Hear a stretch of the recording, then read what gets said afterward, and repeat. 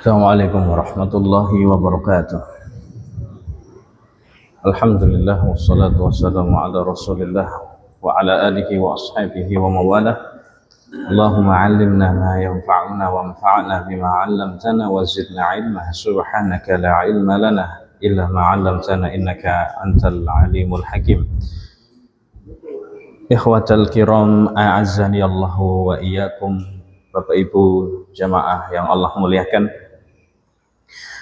insyaallah pada kesempatan malam ini kita akan membaca surat An-Nasr.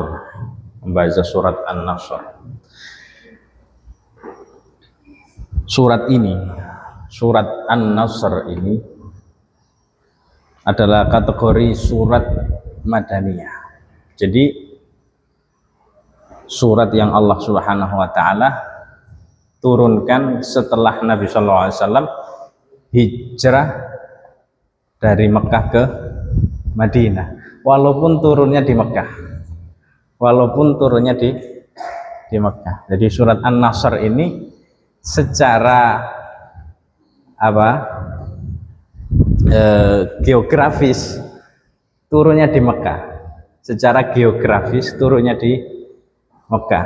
Namun secara historis maka surat An-Nasr ini masuk kategori surat Madaniyah karena turunnya setelah Nabi hijrah ke Madinah. Jadi unik, surat ini unik, turunnya di Mekah tapi Madaniyah. Nah, ada satu penafsiran atau hadis yang mengawali surat ini. Sebenarnya keterangan di dalam Sahih Al-Bukhari ketika Umar bin Khattab radhiyallahu taala anhu bawa Ibnu Abbas yang masih kecil, usianya tidak lebih 12 tahun, karena ketika Rasulullah wafat Ibnu Abbas itu umurnya masih 12 tahun. Ketika Rasul wafat, umurnya Ibnu Abbas itu masih 12 tahun, masih usia anak kelas 6 SD. Jadi Umar bin Khattab membawa Ibnu Abbas masuk dalam ruang diskusinya Asy-Syaikh Badr. Dibawa Ibnu Abbas oleh Umar bin Khattab ikut musyawarah, ikut rundingan dengan para veteran perang Badar. Ya di situ ada Abu Bakar, ada Thalhah bin Ubaidillah, ada Abdurrahman bin Auf dan yang lainnya. Terus mereka ini protes. Para veteran Badar ini protes kepada Umar bin Khattab radhiyallahu taala anhu. Lima tudkhilu hadzal ghulam wa nahnu abna'un mithluhu. Kenapa engkau bawa anak kecil ini padahal kami punya anak-anak yang sepantaran dengannya? Gitu. Diprotes sama para veteran Badar ini. Lima tudkhiluna ya Umar wa nahnu abna'un mithluhu. Kenapa kok harus dibawa anak kecil ini sedangkan kami punya anak-anak yang sebaya, yang sepantaran dengannya? Jawabnya Umar bin Khattab radhiyallahu taala. Jadi ditanya oleh Umar bin Khattab radhiyallahu taala anhu, "Ya Ibnu Abbas, ma taqulu fi qoulihi ta'ala idza jaa nasrullahi wal fath?" Ma taqulu fi qouli azza wa jalla idza jaa nasrullahi wal fath? Wahai Ibnu Abbas, apa pandanganmu terhadap idza jaa nasrullahi wal fath? Sebelum itu ternyata para sahabat Nabi ini yang veteran Badar ini ditanya dulu oleh siapa? Oleh Umar bin Khattab radhiyallahu taala. Ma taquluna fi qoulihi azza wa jalla idza jaa nasrullahi wal fath? Wahai sahabat-sahabat, coba terangkan kepada kami makna idza jaa nasrullahi wal fath. Jawab mereka satu persatu. Wallahu amarona bisyukri wa tasbihi wa tahmidi wa istighfar lah. Idza jaa nasrullahi wal fath, ini tafsirannya itu kita diperintah bersyukur, kita diperintah bertasbih, kita diperintah untuk banyak mengagungkan Allah. Itu jawabannya veteran Badar. Giliran Ibnu Abbas ditanya, mata qulu ya Ibnu Abbas fi qaulihi azza wa jalla idza jaa nasrullahi wal fath. Jawaban Ibnu Abbas ini lain memang. Beliau menjawab, hadza ajalu Rasulillah sallallahu alaihi wasallam. Idza jaa nasrullahi wal fath, ini adalah ajal Nabi sallallahu alaihi wasallam. Ini bukti intuisi, kecerdasan yang melambung di atas rata-rata. Beliau tidak hanya memaknai dari letterlek ayat, tapi memaknainya dengan perasaan. Didukung perasaan dan keimanan yang sangat kokoh, sehingga beliau bisa menghadirkan satu makna yang tidak pernah dicerna makna itu oleh orang-orang yang lain. Hadza ajalu Rasulillah sallallahu alaihi wasallam. Ini bukti kalau surat ini sudah turun, berarti itu menandakan ajal Nabi tidak lama lagi. Kalau idza jaa nasrullahi wal fath ini turun, itu tandanya Rasulullah tidak lama lagi hidup. Kenapa? Karena Allah Subhanahu wa taala berfirman dalam Quran itu, walaqad sabaqat kalimatuna li'ibadinal mursalin. Telah ada ketetapan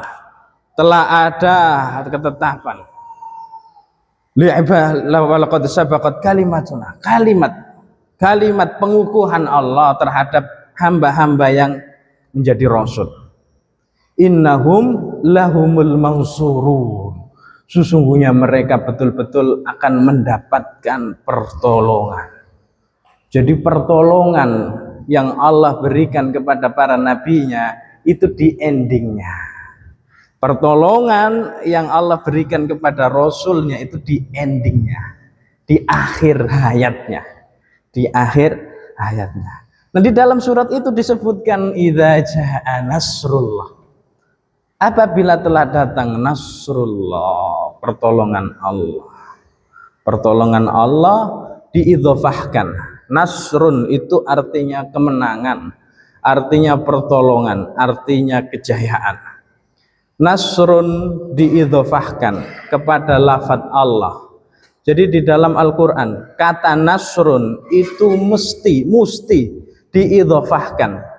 Maksudnya diidhofahkan itu disandingkan dengan lafaz Allah, karena tidak mungkin ada nasrun kecuali itu min indillah, wa man nasru illa min indillah. Kalau dilihat dari susunan redaksi bahasa itu, wa man nasru, ma di situ ma yufidun nafi, ma yang berarti meniadakan.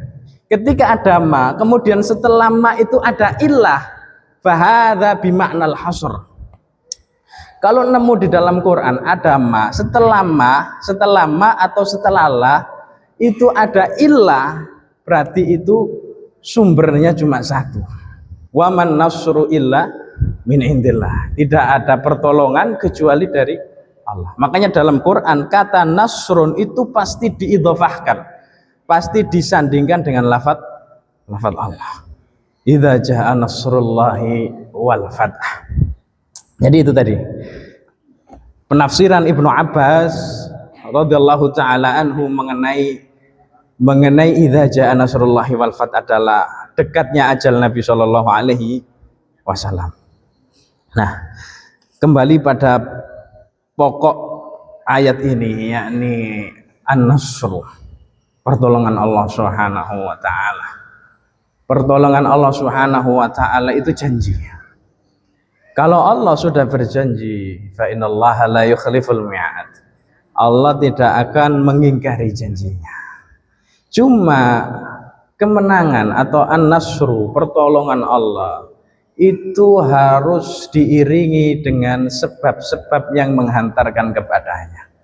Pertolongan Allah tidak ujuk-ujuk datang.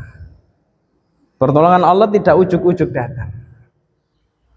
Nah, di antara sebab-sebabnya, sebab pertolongan Allah yang paling besar nih, sebab pertolongan Allah itu dekat dengan kita. Sebab pertolongan Allah itu sangat dekat dengan kita. Itu apa? As-sabru, kesabaran. Kesabaran itu bukan berarti tidak berbuat apa-apa, tapi kesabaran itu adalah perbuatan yang sangat besar nilainya. Orang sabar itu nilainya sangat besar. Dalam surat Al-Anfal Allah Subhanahu wa taala berfirman, "Ya ayyuhalladzina amanu." Wahai orang-orang yang beriman, "Idza laqitumul ladzina kafaru zahfan fala tuwalluhumul adbar wa may yuwallihim yawma idzin dzukurahu illa mutaharrifan liqitalin," dan seterusnya itu. Kemudian idza laqitumul ladzina kafaru fasbutu, ketika kalian orang-orang yang beriman berhadapan, berlawanan dengan orang-orang kafir, maka teguhkan hati dan bersabarlah. Dan itu nilai yang paling besar seorang akan mendapatkan pertolongan Allah. Bukti lain kalau kesabaran ini mendatangkan pertolongan Allah. Orang-orang fakir, orang-orang dhaif, du'afa, orang-orang lemah itu adalah pioner daripada datangnya pertolongan Allah. Pioner daripada datangnya pertolongan Allah. Ketika Rasulullah SAW mengumpulkan para sahabatnya untuk melakukan sholat istisqa, minta hujan, tiba-tiba Rasulullah nyari orang-orang yang du'afa, orang-orang yang lemah di antara para sahabat Nabi SAW, kemudian diminta oleh Rasulullah untuk berdoa mereka. Kemudian Rasulullah SAW berkomentar, "Wahal tunsoruna wa turzakuna illa bidzu'afaikum."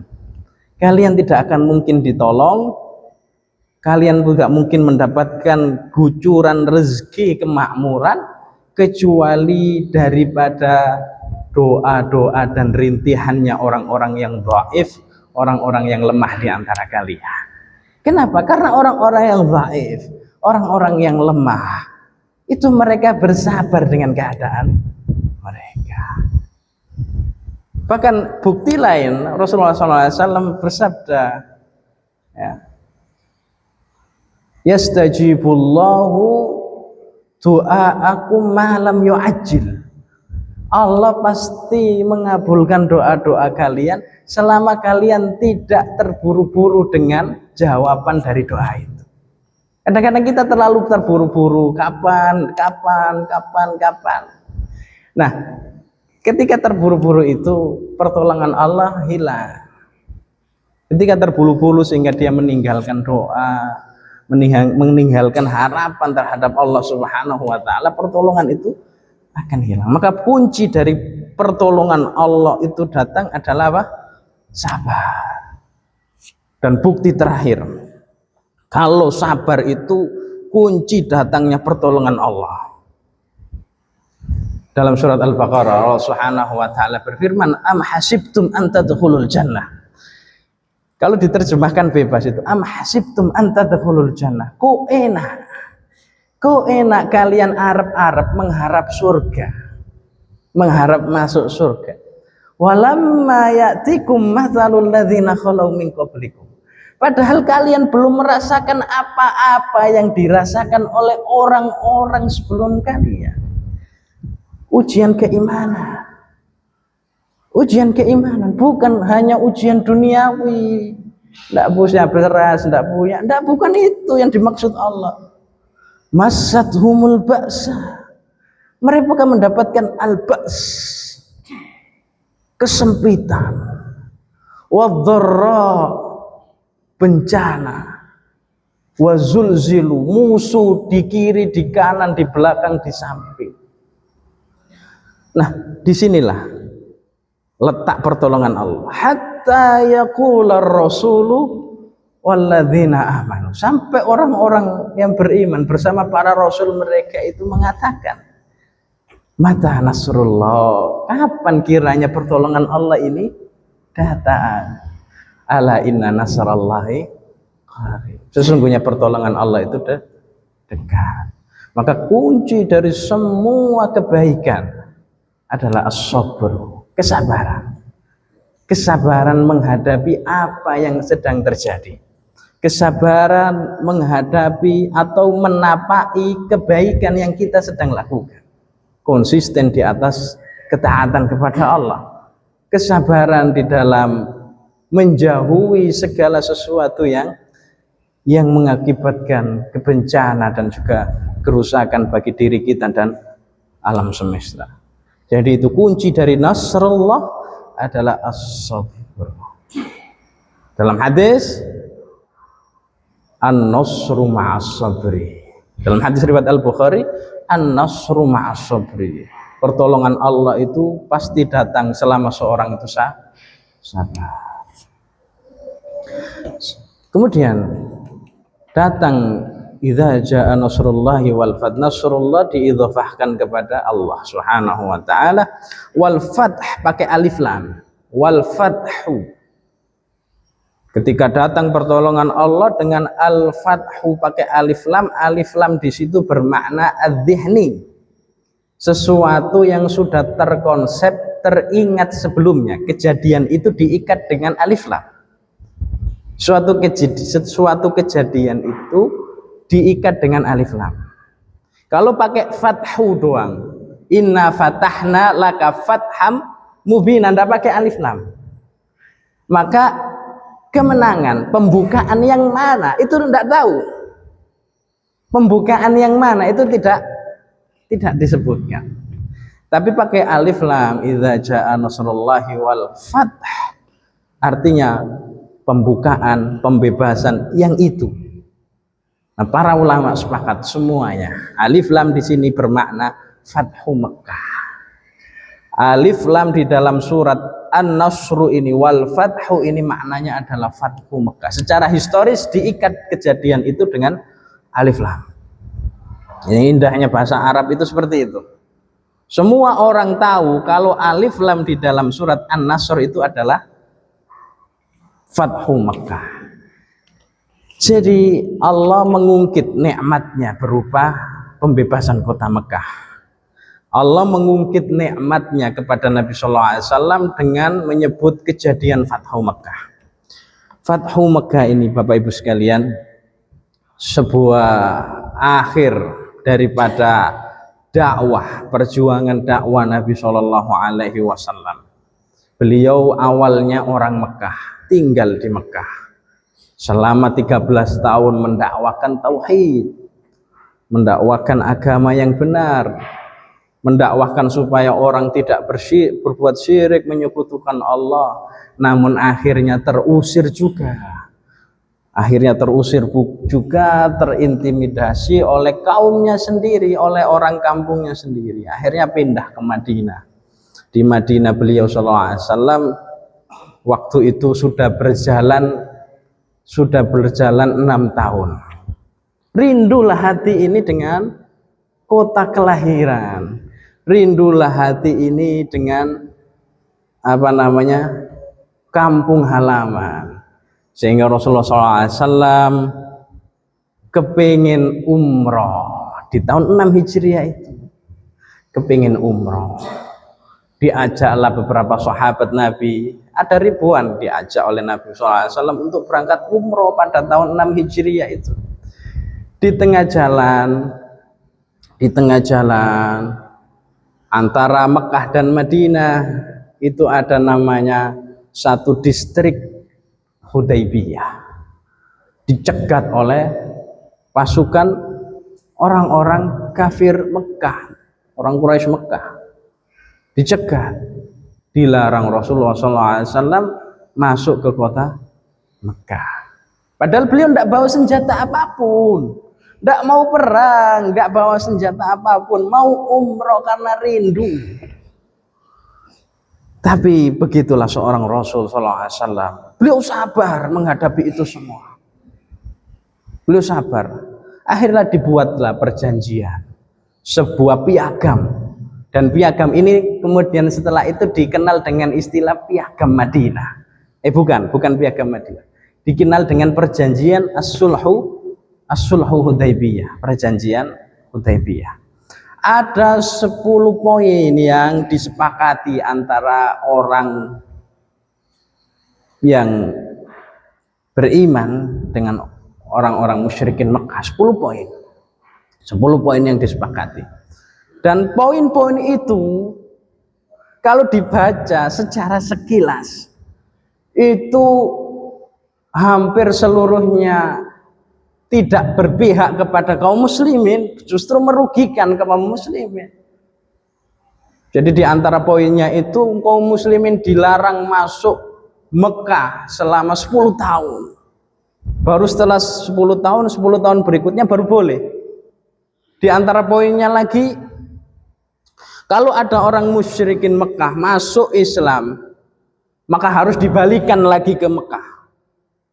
Jadi ada orang musyrikin Mekah masuk Islam terus pindah ke Madinah, harus dibalikan lagi ke Mekah. Tapi sebaliknya, ya, kalau ada orang muslimin itu murtad, ya, maka tidak boleh balik ke Madinah, tinggal sama mereka di Mekah.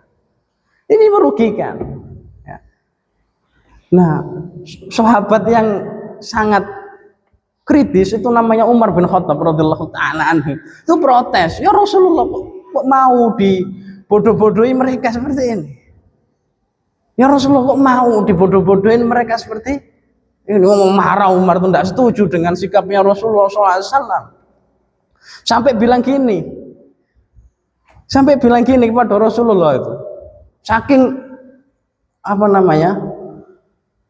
kecewanya beliau bilang gini, mazilta Rasulullah, apakah engkau masih Rasulullah ini saat ini? Saking kecewanya. Bilang ke Abu Bakar juga, Abu Bakar, apakah dia masih Rasulullah? Saking kecewanya Umar bin Khattab. Saking kecewanya. Tapi Abu Bakar itu beda. Abu Bakar itu orang yang imannya paling kuat. Abu Bakar radhiyallahu taala anhu, bilangnya Umar bin Khattab setelah kejadian itu dan kejadian-kejadian yang lain, komentarnya Umar bin Khattab kepada Abu Bakar radhiyallahu taala anhu, law wuzina imanu Abi Bakar fi kiffah. Kalau sekiranya imannya Abu Bakar itu diletakkan di salah satu neraca timbangan, wa imanu ahlil ardi fi kiffah, dan imannya penduduk bumi semuanya dijadikan satu, ditaruh juga di neraca timbangan, la rojaha imanu Abi Bakar, pasti beratan imannya Abu Bakar. Ya. Di antara bukti kalau iman Abu Bakar itu iman yang paling kokoh, iman yang paling kuat, ketika beliau Shallallahu Alaihi Wasallam wafat, Umar bin Khattab tidak terima. Siapa yang mengatakan Nabi Muhammad Shallallahu Alaihi Wasallam wafat, sa'adribu unuqahu, kupenggal kepalanya. Tapi yang menenangkan semua manusia yang di situ adalah Abu Bakar, innaka mayyitun wa innahum mayyitun. Itu bukti kalau Abu Bakar itu imannya paling kuat. Orang yang paling afdol, orang yang paling mulia, keyakinan Ahlus Sunnah wal Jamaah semuanya. Kecuali orang-orang Syiah. Ahlus Sunnah wal Jamaah menyepakati orang terbaik setelah Rasulullah adalah Abu Bakar. Orang terbaik setelah Rasulullah adalah Abu Bakar As-Siddiq radhiyallahu taala anhu. Jadi nggak terima Umar, akhirnya ditenangkanlah oleh para sahabat Nabi Shallallahu Alaihi Wasallam, ditenangkan juga Abu Bakar oleh Abu Bakar As-Siddiq radhiyallahu taala. Singkat cerita, ini kalau diceritakan kejadian itu sampai ke Fathu Mekah panjang.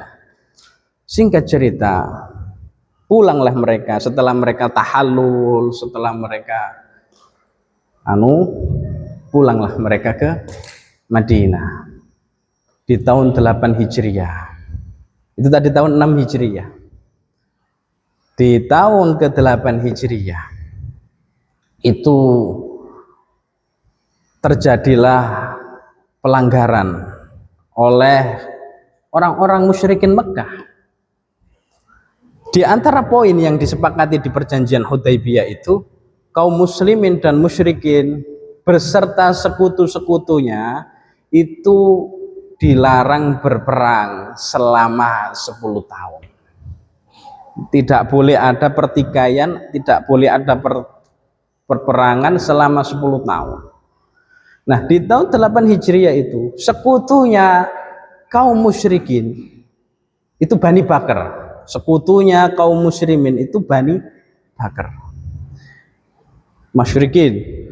Dengan sekutunya kaum muslimin itu Bani Khuza'ah. Ketika di Mekah, Bani Bakar ini menyerang salah seorang daripada Bani Khuza'ah yang sebagai sekutunya kaum muslimin. Ternyata di belakang itu dalangnya adalah orang-orang musyrik, orang-orang musyrikin Mekah. Dipersenjatai Bani Bakar supaya menyerang Bani Khuza'ah. Nah, salah seorang dari Bani Khuza'ah ini itu lapor kepada Nabi SAW yang ada di Madinah, namanya Amr bin Salim. Jawaban Nabi singkat saja. Jawaban Nabi singkat ketika dilapori terjadi pengkhianatan terhadap perjanjian yang disepakati pada saat Hudaybiyah. Kata Nabi SAW, nusir ya Amir bin Salim, engkau tidak lama lagi akan ditolong. Engkau tidak lama lagi akan ditolong. Besoknya Rasulullah SAW tidak banyak omong, mempersiapkan persenjataan lengkap, busur panahnya, pedangnya, tamengnya, baju besinya dipakai. Ditanya oleh Aisyah radhiyallahu taala anha, mau kemana ya Rasulullah? Apakah kita mau nyerang Yahudi? Kata Rasulullah, enggak. Apakah kita akan menyerang mereka Romawi? Kata Rasulullah, enggak. Apakah kita akan? Enggak. Semua jawabannya enggak. Jadi Rasulullah enggak banyak omong. Dikumpulkan para sahabat Nabi Sallallahu Alaihi Wasallam yang jumlahnya sekitar 10.000 orang. 10.000 orang dikumpulkan oleh Nabi Sallallahu Alaihi Wasallam, dipersenjatai lengkap, bergeraklah mereka menuju ke Mekah. Dibagi 10.000 orang itu menjadi empat kelompok, ya, 4 kelompok. Dan setiap kelompok itu dipimpin oleh penduduk asli Mekah, orang-orang muhajirin semua, ya. Orang-orang muhajirin semuanya dipimpin oleh mereka semua. Di antaranya Khalid bin Walid radhiyallahu taala anhu. Jadi mereka yakin akan kemenangan ini. Biasanya Mekah Madinah ditempuh dengan jalan kaki oleh mereka itu sekitar 3 atau 4 hari. Tapi mereka ini ketika pergi ke Mekah sekitar 10 hari mereka berjalan kaki. Ya. Dan disinilah letak bahwasanya kemenangan itu akan dekat. Ketika itu sebelum mereka itu bergerak dari mana? Dari Mekah ke Madinah, orang-orang musyrikin Mekah ini sudah ketakutan. Orang-orang musyrikin Mekah ini sudah ketakutan. Sampai akhirnya ngutus Abu Sufyan yang waktu itu masih kafir. Ngutus Abu Sufyan untuk ceritanya memperbarui perjanjian itu. Dikiranya Rasulullah tidak tahu, ya. Dikiranya Rasulullah tidak tahu. Ternyata Rasulullah sudah tahu. Datang Abu Sufyan negosiasi kepada para sahabat Nabi, tidak ada yang mau. Datang kepada Rasulullah SAW tidak mau. Datang kepada Ali bin Abi Thalib, ya, orang ini agak licik memang, Ali bin Abi Thalib.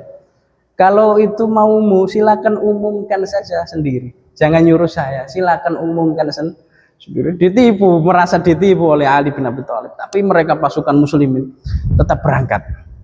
Nah, disitulah Mekah takluk di tangan kaum muslimin tanpa sedikit pun perlawanan. Mekah dikuasai oleh kaum muslimin tanpa sedikit pun perlawanan. Luar biasanya ini. Dan berapa ribu kaum muslimin saat Fathu Mekah itu masuk Islam. Berapa ribu daripada kaum muslimin masuk ke dalam Islam di saat Fathu Mekah. pembebasan kota Mekah. Di antaranya adalah anaknya Abu Jahal, Ikrimah. Itu setelah lari dari pasukan kaum muslimin terus masuk Islam. Jadi inilah bukti kemenangan bagi mereka yang bersabar. Bukti kemenangan bagi mereka yang bersabar. Idza jaa nasrullahi wal fath. Nah ini tadi bukti kemenangannya itu mana?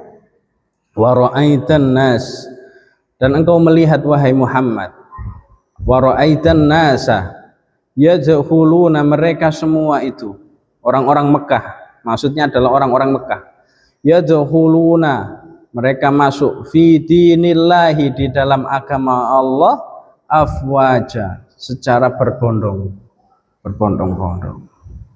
Itu nikmat tuh, nikmat kemenangan bagi dakwah Nabi Shallallahu Alaihi Wasallam ketika mereka banyak yang masuk Islam. Jadi jangan salah persepsi. Kemenangan bagi umat Islam itu bukan duniawi, ya. Kemenangan Islam itu bukan duniawi, bukan bisa menguasai teknologi, enggak, bukan menjadi agama yang paling kaya, bukan. Betapa banyak para sahabat Nabi yang menaklukkan Mekah itu hidup dalam kesederhanaan.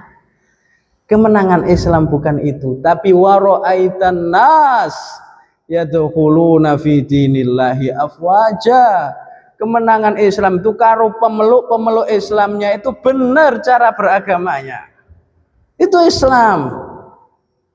Bukan banyaknya orang yang beragama Islam, tapi bagaimana mereka beragama, bagaimana mereka mentauhidkan Allah, bagaimana orang-orang itu masuk terhadap Islam.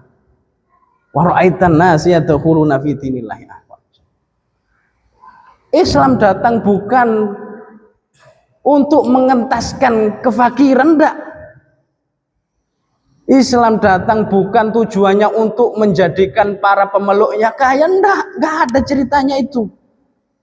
Betapa banyak sahabat Nabi yang menjadi panglima perang, Sa'ad bin Mu'ad, Thalha bin Ubaidillah, hidup dengan kesederhanaan. Umar bin Khattab pernah masuk ke rumah Thalha bin Ubaidillah, tidak ditemukan kecuali hanya baju besi dan pelana kuda. Pemimpin. Kemenangan Islam bukan itu sejatinya, tapi orang beragama dengan betul, orang-orang masuk Islam, itu kemenangannya. Bukan duniawi, kemenangan sesungguhnya itu bukan duniawi. Wa ra'aitan nasa yadkhuluna fi dinillahi afwaja. Jadi selama umat Islam masih menganggap kemenangan itu adalah Islam menguasai teknologi, Islam itu menjadi kaya raya, selama itu lihatlah kejadiannya Andalus. Kalau itu disebut sebagai kemenangan, maka lihatlah, bacalah sejarah Andalusia. Tidak ada negeri yang paling kaya melebihi negeri Andalus. Jam, air, pendidikan, kedokteran maju luar biasa.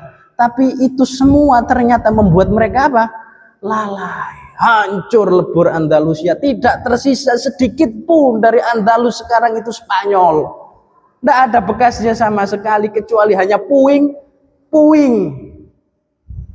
Kecuali hanya puing. Kalau itu dianggap kemenangan, kemenangan sejati ketika mereka bertauhid kepada Allah, ketika mereka mengamalkan sunnah Nabi Sallallahu Alaihi Wasallam. Mara'aitan nasa yadkhuluna fi dinillahi afwaja. Kaedahnya Al-Quran itu, kaedahnya Al-Quran, setiap nikmat pasti setelah itu diiringi dengan tuntutan. Setiap nikmat pasti setelah nikmat itu diungkit oleh Allah, pasti setelahnya ada tuntutan. Kemarin inna a'tainakal kautsar. Maka tuntutannya adalah fasholli li rabbika wanhar. Sekarang nikmatnya adalah wa ra'aitan nasa yadkhuluna fi dinillahi afwaja. Maka tuntutannya adalah fasabbih bihamdi rabbika wastaghfir. Tasbihlah Allah, agungkan, sucikan Allah. Tasbih itu artinya tanzihullah amma la yaliku bihi. Tasbih itu artinya tanzihu Allah amma la yaliku bihi, menjauhkan Allah dari segala sesuatu anggapan yang tidak layak disematkan kepada Allah Subhanahu wa ta'ala. Dan tasbih itu punya dua rukun tadi. Pertama tanzihullah, menjauhkan pikiran, menjauhkan persepsi daripada sesuatu yang tidak layak bagi Allah. Kemudian rukun yang kedua isbatu sifatu kamali dzittihi, menetapkan sifat kesempurnaan daripada lawannya. Ketika orang-orang Yahudi mengatakan waqalatil yahud Uzair ibnullah, Uzair itu anak Allah. Waqalatin nasara, orang Nasrani bilang al-masih ibnullah, Isa itu anak Allah. Ini adalah menyematkan sesuatu yang tidak layak bagi Allah, menyematkan sesuatu yang tidak layak bagi Allah. Maka datang tasbih, ayat yang mentasbih anggapan persepsi itu,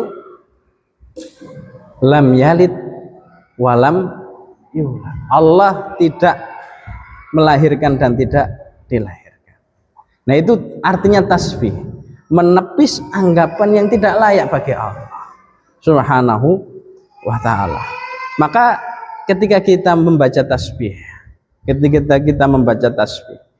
seharusnya kita tidak pernah berburuk sangka dengan setiap peristiwa, setiap segala sesuatu yang menimpa kita.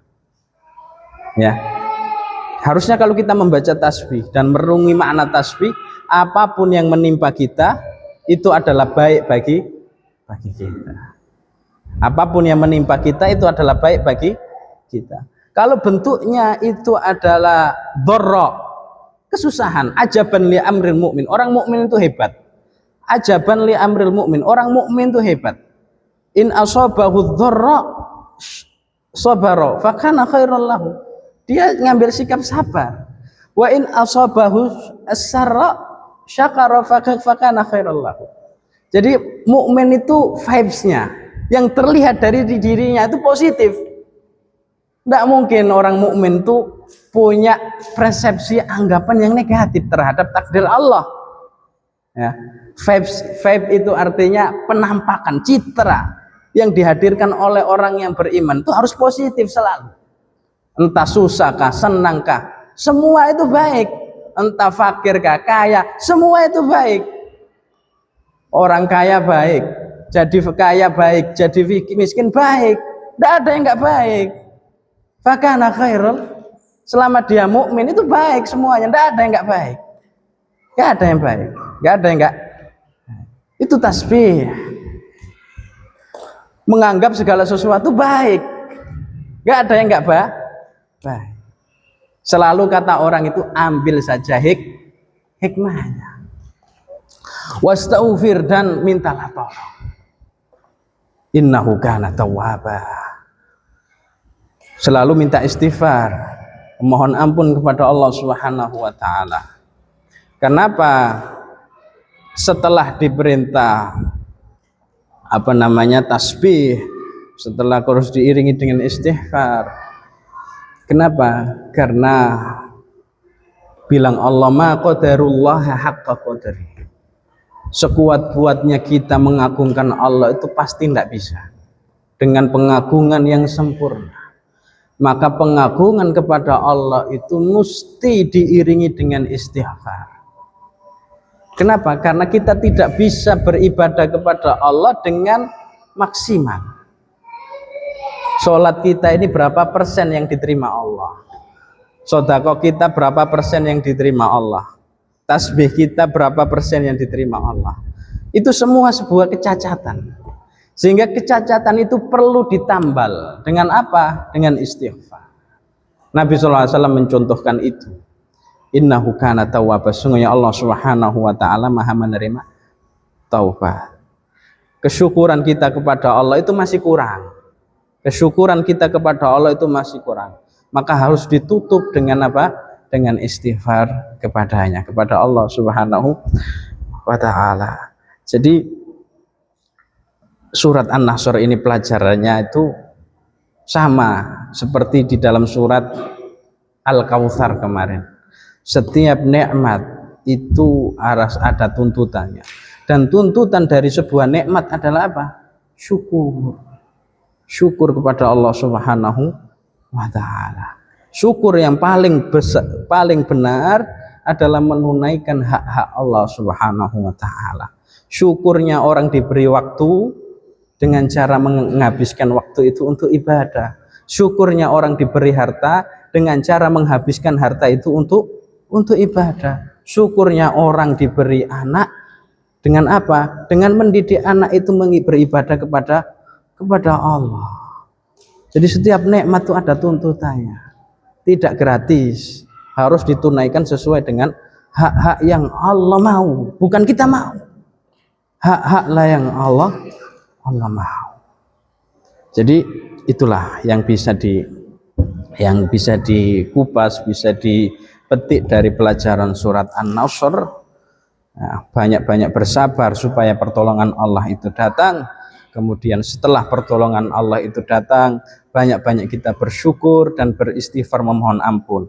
Di antara doa yang menafsirkan fasabbih bihamdi rabbika wastaghfir adalah ketika selesai baca Quran, selesai majelis, selesai wudhu, kita diperintah oleh Nabi untuk membaca subhanakallahumma wa bihamdika asyhadu alla ilaha illa anta astaghfiruka wa atubu ilaik. Itu doa yang menafsirkan ayat fasabbih bihamdi rabbika wastaghfir innahu kana tawwaba. Keterangan itu dikutip oleh Ibnu Abbas radhiyallahu taala anhu dan juga Ibunda Aisyah radhiyallahu taala anha.